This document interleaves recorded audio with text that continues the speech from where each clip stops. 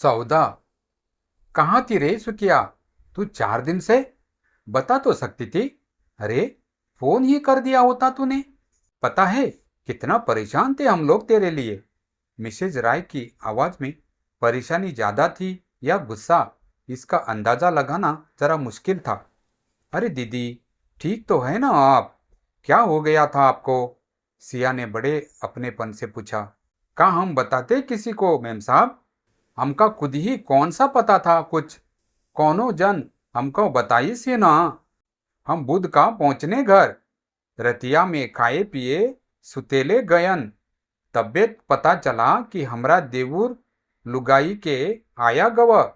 सुखिया ने ऐसे बताया जैसे कोई फिल्म उसकी आंखों के सामने चल रही हो। मतलब दीदी, इस 4 दिनों में आपने अपने देवर की शादी कर दी? सिया ने बड़े अचरज से पूछा।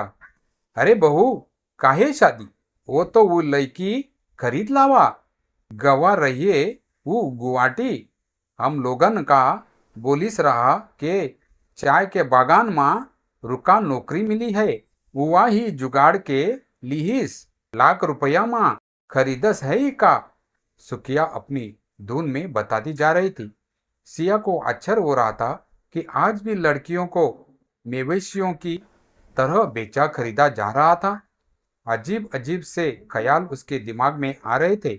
आजादी के इतने सालों बाद भी इतने पिछड़ेपन की उम्मीद नहीं थी उसको। सुखिया अपनी धुन में लगी फटाफट काम निपटाने लगी थी। बहू, जाड़ू बहारू हुई गवा, बस डिस्टिंग करे के बचा है।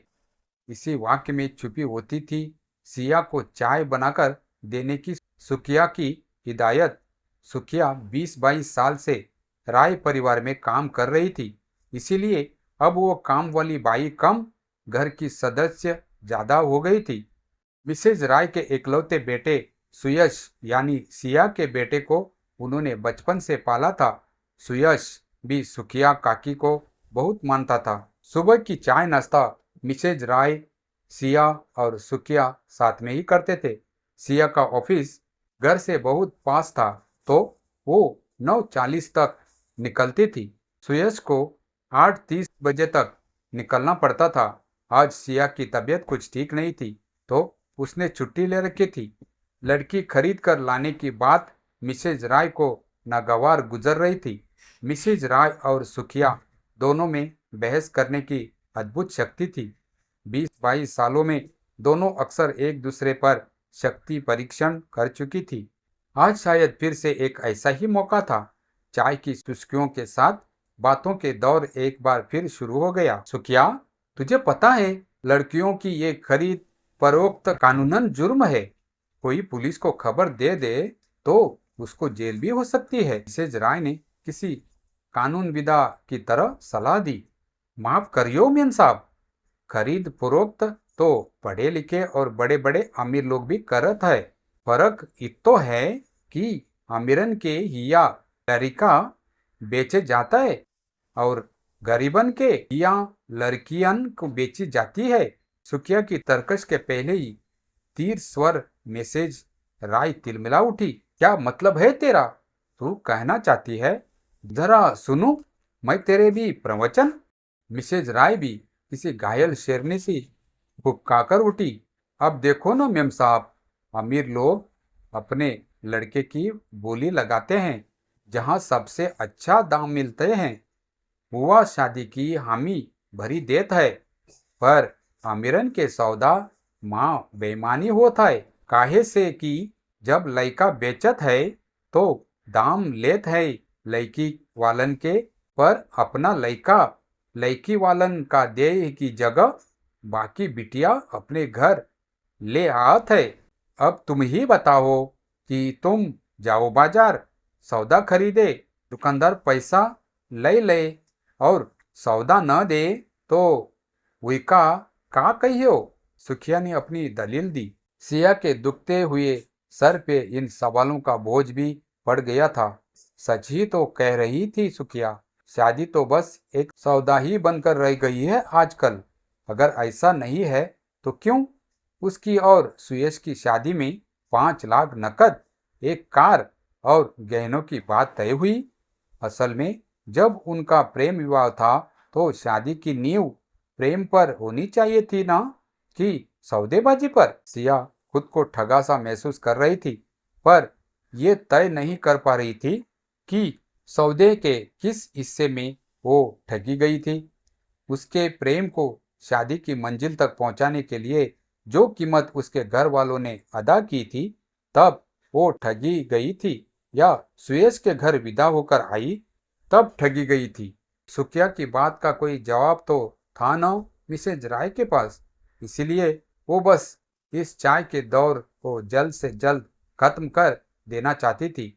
सुकिया को अचानक चाय इस चुप्पी से लगा कि कुछ गलत निकल गया उसके मुंह से। सिया को अचानक से चाय बेस्वाद लगने लगी।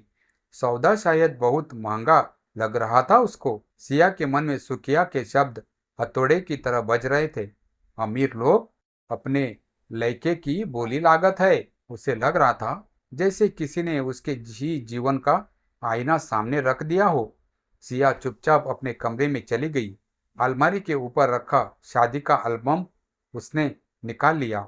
हर तस्वीर जैसे उसे चिढ़ा रही थी।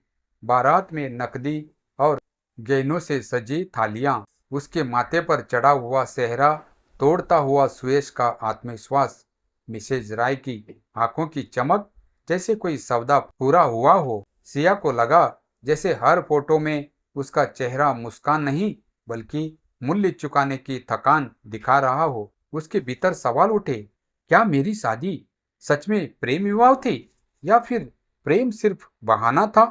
असली खेल तो सौदे का था। कहाँ ठगी गई मैं? अपने माँ बाप के घर जहां मुझे बेचा गया, या यहाँ जहां खरीदा गया? उसकी नजर अचानक कांच के सामने गई। वहां खड़ी औरत वही थी जो ऑफिस में सबको आत्मनिर्भरता, स्त्री सशक्तिकरण और समानता के लेक्चर देती थी, मगर घर की चार दीवारी में वही औरत खुद सौदे का हिस्सा बन चुकी थी। शाम को जब सुयश लौटा तो उसने सिया की आंखों में बेचैनी देखी।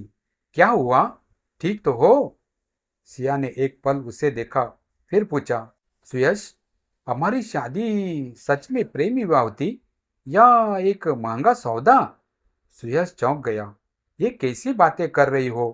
प्रेम था, तभी तो घर वालों ने बस थोड़ी सी शर्त रखी। लेकिन थोड़ी सी शर्त? सिया की आवाज कांप रही थी। 5 लाख नकद, कार, गहने, क्या ये थोड़ी सी थी? और अगर मैं ये सब न लाती तो क्या तुम मुझसे शादी करते? सुयश चुप रह गया। उसका चेहरा उतर गया था। उस रात सिया बहुत देर तक सो नहीं सकी। उसे लग रहा था जैसे वह किसी ऐसे पिंजरे में फंस गई है जिसका दरवाजा बाहर से बंद नहीं, भीतर से बंद है।